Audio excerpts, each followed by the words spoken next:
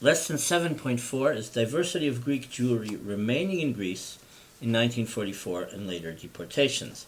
7,000 Salonican Jews hid in Athens, 400 local Greek-speaking Jews hid, 400 Greek-speaking Athenian Jews reported every week to the German Gestapo, the synagogue, and on Pesach 1944 they were arrested. The Jews of Thessaly hid in the mountains. Some 3,000 Jews affiliated with the leftist partisan strongholds in Thessaly and Evia as fighters, supply staff, and were also protected in villages in the mountains.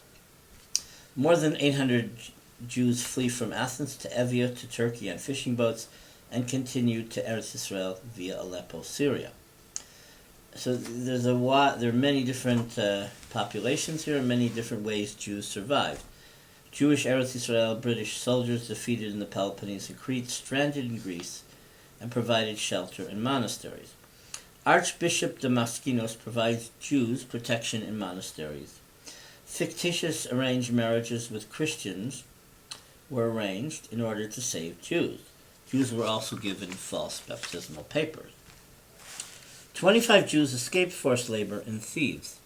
Most of the Jews, there were young Jews from Athens sent for labor, and then they were deported to Auschwitz. But there wasn't a lot of guarding of the camp, so if you were daring, you could escape.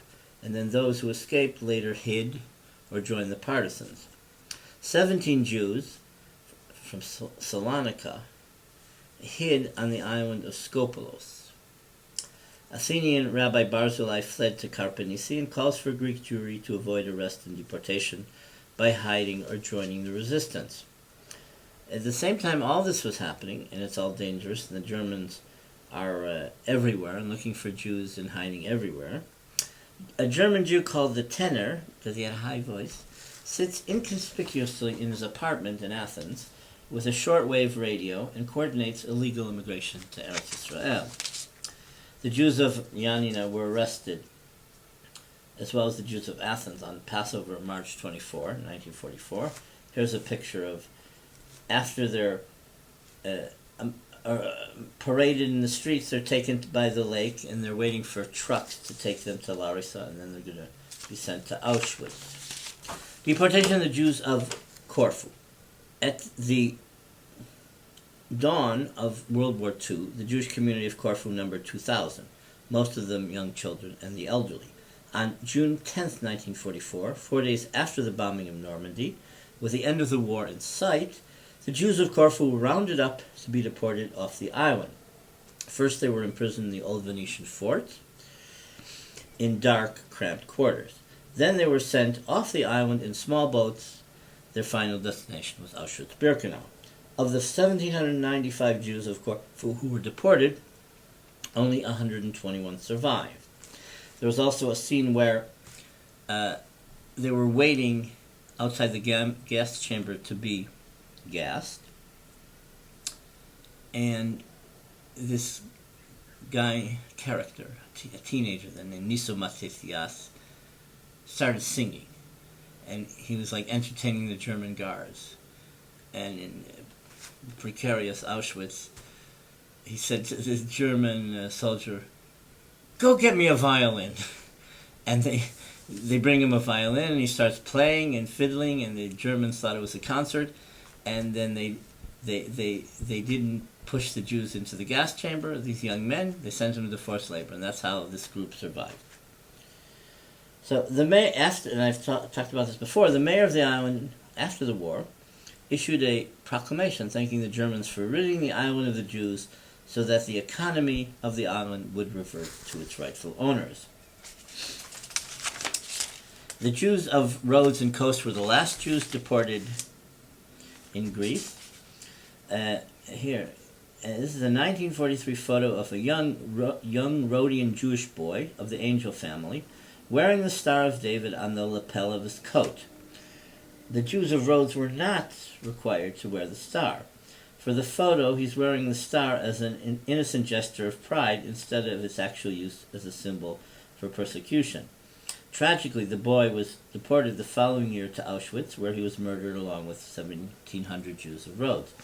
The photos from Miru Alkana, who was a hero. She was deported to Auschwitz, and in the death march, she pushed through and helped and assisted a lot of Rhodian women survive.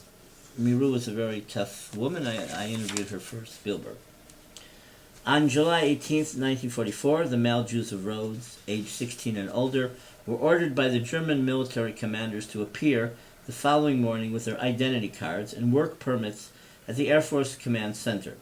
The tactic of requiring the work permits tricked the Jews into thinking they were being summoned for a work camp.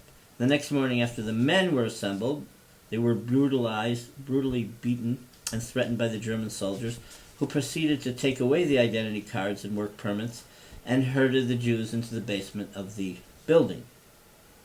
On July 19th, the remaining Jewish women and children were also ordered to appear the following day with their valuables under threat of death. They had no choice but to obey, and once entrapped, their belongings were stripped away.